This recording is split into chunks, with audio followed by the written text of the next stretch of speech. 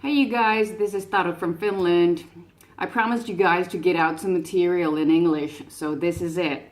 We have a lot of things to talk about, and I try to make it short and understandable and comfortable, but not that comfortable that you wouldn't want to try to learn something new. First of all, I'd like to talk about horse behaviorism, because everybody who deals with horses, either you own a horse, you deal with the horse, you take care of the horse, or you just spend your time around horses. Maybe you have a friend coming over, so they need to understand the horse behaviors and backgrounds. Because everything comes from safety. You have to stay safe around a horse because that's a big animal, first of all. And a lot of horse people don't understand that the horses needs to be trained to understand that they are big. First of all, when we think about a horse, we need to understand that that is a prey animal, right? We're the predators in the eyes of the horses. And when you are a prey animal, there's some facts you need to understand when you deal and work around the horse. You know that the horses have these instincts that the only thing, if they get scared or defensive or some situation they are really scared of, the only thing is they just want to get out of there. They just want to run out of there. They don't want to stay there if they feel uncomfortable. And we humans, we intend to do that a lot by the body languages that we use. Since we're the predators, we have the eyes in the front, and so on and so on. Horses usually never stay and fight with the predators. They just want to run away as fast as they can. So first of all, we have to understand the vision that horses have. Since as long as people don't understand about the horse behaviorism, the herd behaviorism, who's the leader of the pack, and why are they the leader of the pack, we run into problems. Those are the main things you have to understand as an owner of a horse, or if you deal with the horses. Okay, so let's start. First of all, we have to understand the horse's visual field. We have to understand that horses have the eyesight about 357 degrees. Okay, we humans only have like 190. So we don't see that much, and we do not understand that much about the things that horses already see and figure out that something going on. The monocular side is about 146 degrees, which is different than we humans have, and the binocular is like 65. And since they have two eyes, we have them right in the front, right? And the horses have them to the side, so they can check it out from this side and they can check it out from that side. And we humans, we don't understand that in the front of the horse's head, that is the most sensitive area of the horses. And that's the thing we need to understand, that people, when they come, oh great, look at that horsey, woo, let's check it out. You come like that towards the head, you'll freak him out. You totally freak him out because he cannot see you. We're talking about a 90 to 120 meters in the front, right? This is like a human's arm, if you think. And the horses don't have the eyes in the front, they have them in the sides. And we humans intend to approach a horse in this way. You know, we reach out with the hand and always towards the head. And you know, they can't see you. You just scare them. If they didn't get if they didn't turn their head, they can't see you. But when they turn the head, they'll see you. But if you come straight ahead, it's like I punch you in the face, right? So you didn't see it coming, right? I took you off guard, in other words. So you need to understand the vision sight before you approach a horse. So you're the predator and you'll scare them. So when you understand the visual sight, they have blind spots right in the front. They don't even see, you know, their nose or the nostrils or anything. They have whiskers in there so they can feel around.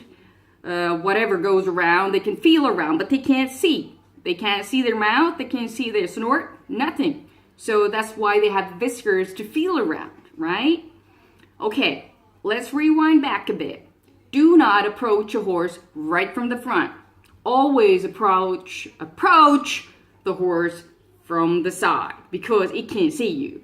When you do horseback riding, for instance, and you have all kinds of gears and stuff like that, and if you jump with the horse, usually the horse wants to pull its head up, so it can check it out. Where's the obstacle? What do I have to jump? How high do I have to jump? And we humans intend to pull it back, right? Like roll curl. Oh my! Think about the situations that you cause to the horse because he cannot see. When you want to pull his head down, the only thing he can see is his right front legs. Okay? And you think it looks great, oh, check it out, my horse goes like this. Oh, doesn't he look good? He's all roundish and stuff like that. When you have to think, he cannot see. And then again, the glands, they get squirt out, the saliva glands and stuff like that. He cannot breathe, but you just think it looks great. Okay, we're going to the different right point already, but this is me, my mind goes all over the place when I'm trying to explain something. But first of all, you have to understand the vision so you don't scare your horse. And a lot of people don't even understand if the horse is feeding, the head is down to the ground, and you approach the horse right from the front, it don't see you, and all of a sudden you go, hello! You'll scare the crap out of the horse. So you have to make yourself noticed that, hey, yo, I'm coming. Keep some kind of a noise so you don't scare the horse. Another situation where bad things happen is if somebody approaches the horse from the back. Okay, check it out, girls and boys. It cannot see straight to the front. It has like a vision of a triangle. And think about the meter, 120 meters about. It cannot see straight ahead, but it sees like this in a triangle. And from there, it can see you after a meter. Something's going on. It'll turn its head. And then again, if you approach the horse straight from the back, it cannot see you because that's his blind spot also. You have to understand that the horse has blind spots straight forward and straight back. So what you never are supposed to do is come from the back. That is usually where the horse kicks at you because, he didn't know who was coming. It's just the way he, what's the word again? That's the way he usually do. He's defending himself by kicking at it or biting at it or whatever. But he will usually kick. He won't ask first, who's coming? He'll just act because that's his nature. And who to blame again? The horse, of course. That's a stupid horse that always kicks and does things like that. But you have to look yourself in the mirror because you did something wrong to the horse. That's totally normal for a horse to act when he's taken off guard. Okay, vision sight, just, big thing included small. But understanding the behaviors behind a horse is a huge thing. And that is one of the biggest things that people have to understand. That if you do not understand a horse behaviorism, you're in trouble because you cannot humanize a horse. And people intend to humanize that. They want to tell the horse that, stay, stay put. What you going to do? What you going to do? What you going to do? The horse will not stand still if you haven't taught him how to stand still. The horse will not move its feet if you haven't taught it to move its feet. The horse does not do side pads or shoulder in or shoulder out, which either way, if you don't teach it. And everything starts from the ground. Groundwork is the basic thing of communication with the horse. You have to understand it. From the groundwork, you will establish all of the knowledge to the horse and you as a safe leader to communicate with the horse. If you do not do the groundwork, you do not know how to handle the horse. You will not teach the horse from the back because you're the predator who's sitting on the back and you'll just make it scarce. The communication and trust will be built from the ground. So in my method, I always start from the ground and they all go through the same things. No matter, I just need to understand how much pressure do I need to use? How much do I have to sensitize the horse? How much do I need to desensitize the horse to get the communication to work between us, you know? And you have to investigate. You have to understand the herd. How does a horse behave in a herd? There's always a leader of the pack, and usually it is the oldest mare, if there is a mare in the herd, but usually they're the ones that, you know, are first in the pecking order. And usually, you know, they have this, they play around, they bite each other, they kick at each other, and also setting out the boundaries, who is the leader of the pack. And the leader's thing is to keep the whole herd safe and sound. They usually are the one who looks around to check it out. That's what's going on. Is everything safe and sound? Okay, you guys, you can go ahead and feed. Because when the horse puts his head down, he's off guard. That's why they usually go around and check it out in between, you know, lift up the head if they hear something, because they know a lot of things before we humans even notice. Horses love praise. You know, they learn by praise, by food, by touch, and whatever the praise might be that your horse needs to understand and learn how to communicate. You need to figure it out, which one works best for your horse. The leader is supposed to be safe, and you need to be persistent and patient, no matter what you teach your horse, but you need to be patient and calm, since they read your body language all the time. If you're tight and you have your shoulders up, they know, uh-oh, mom's got a bad day today, we better be careful. Or if you're laid back and relaxed and calm and, you know, you just laugh a lot and always smile around your horse, it feels safe. We're not allowed to show emotions to horses because the horses will read us in and out. They know the signals if you're tense, or if you have a bad day, or if you're feeling bad. They can feel everything that you go through. So this is usually where you need to figure out and always be happy when you see your horse, because they're happy to see you too. But if your communication is weak and you guys misunderstand each other all the time, you will run into problems. And if the horse doesn't have a safe leader, you will run into problems. And typically, it's always the horse's fault. And this is what I usually see is when people buy a horse, you know, it has a great pedigree and it has competition experience and stuff like that. So, and when the horse comes to the new stable, you run into problems with it. It starts to behave differently. It might start rearing or bucking or maybe even attacking you because the signals that you're giving to your horse is not right. Horses are really comfortable and they really need their home to be safe. And the area where they live, the stables and the outdoors, whatever, should stay the same through the whole life. But today, we do not see those that, you know, you'll bring in a foal and it'll live there through the whole life. It's another story then, but just to make you understand how stressful it is for a horse to move from one place to another. It takes up to 3 to 6 months for a horse to get comfortable in a new place, and that is where you come along to be the safe leader also for the horse. To show it that this is safe, I'm safe, I will never ever hurt you, I will never ever cause you pain or anything else. So you need to build it up. Do not pressurize the horse if it just came to your stable. Give it some time. Do all kinds of stuff with the horse. Go out for a walk, you know, brush it outside, brush it inside.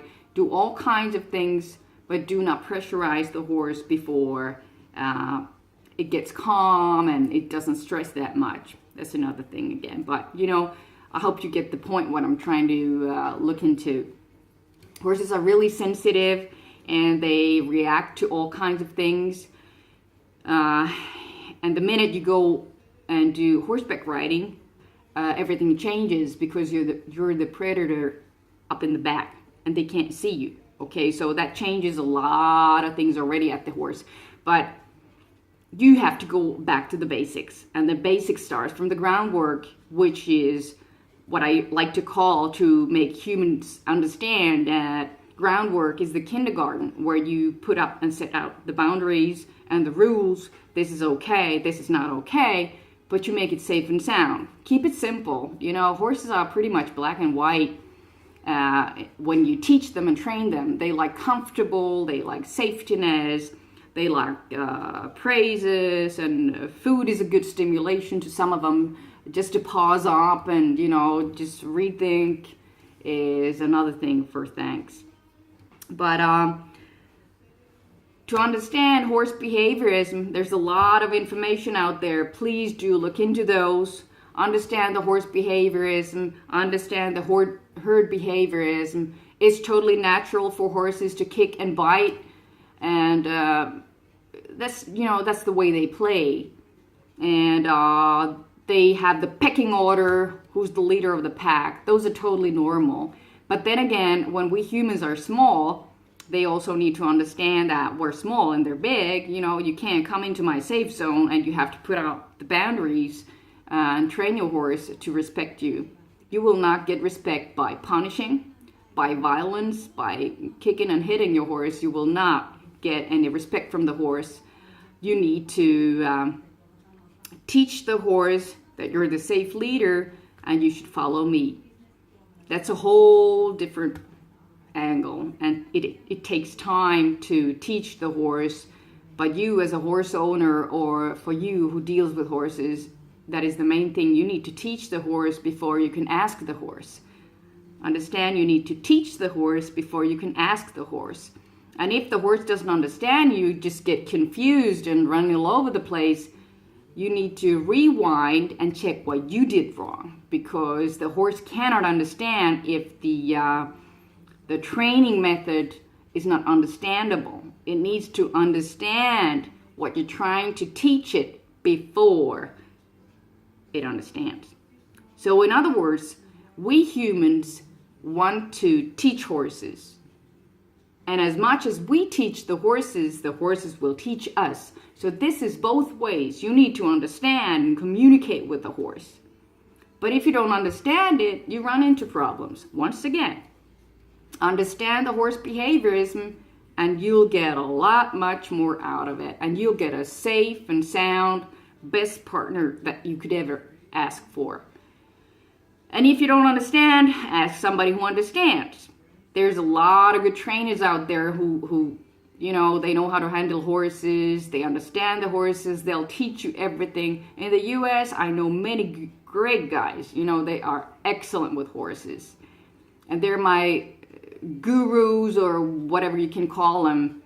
I've learned from the best, and I want to give you the best, because I teach as I preach, and I preach as I teach. And I'm out here for the horses. They cry in silence because there's a lot of humans that don't understand them. And it breaks my heart.